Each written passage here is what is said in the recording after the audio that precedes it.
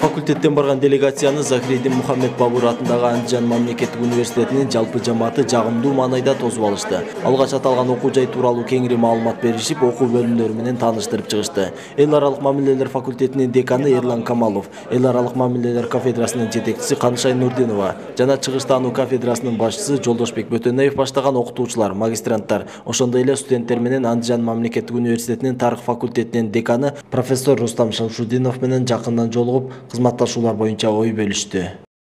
Bizi Андижан Davlat Üniversitesi'ne hoş geldiniz. Xudo xolasa mana endi O'zbek-Qirg'iz do'stligida yangi davr, yangi etap, yangi bosqich boshlandi. Bu bizga juda katta imkoniyatlar eshigini ochib berdi. Ijtimoiy hayotning barcha sohalarida biz avval azaldan shu ya'ni bir millat sifatida O'zbek, Qirg'iz bu qudag'ay bo'lib boshqa juda bir ajratish qiyin. Shuning uchun biz mana shu vodiydan jurnalni tashkil qilishdan ham maqsad vodiy aholisini etnik tarkibi ajoyib.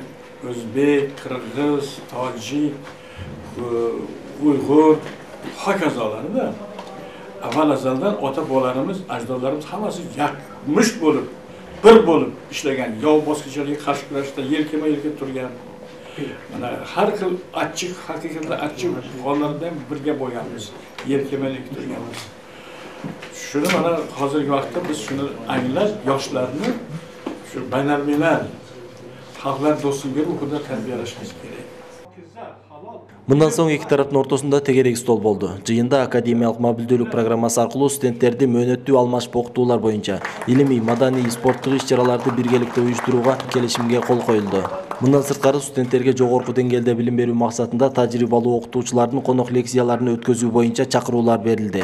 Тараптар мындай кызматташуулар окуу жайлардын деңгээлин көтөрүүдө чоң мааниге ээ экендигин белгилешти.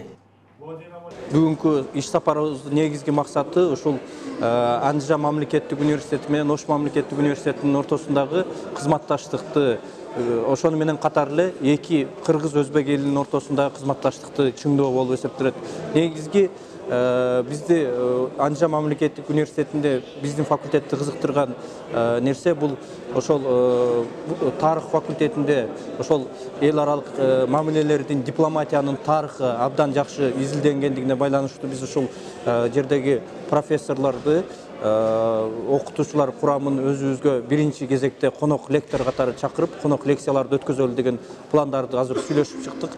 Андан сырткары биргелешип илимий практикалык конференцияларды өткөрүү жана ошол илимий практикалык конференциянын негизги жетишкендиктерин биздин өз ара достугубузга, иш аракетибизге киргизүү жөнүндө жакшы мындай макулдашуулар болду. Анда негизги максат ушу эки элдин ортосундагы достукту чыңдоо максатында университеттердин студенттердин ортосундагы академиялык мобилдүүлүк программасындагы ишке ашыруу жана аны жогорку деңгээлге көтөрүү дагы максаттарыбыздын бири болуп эсептелет.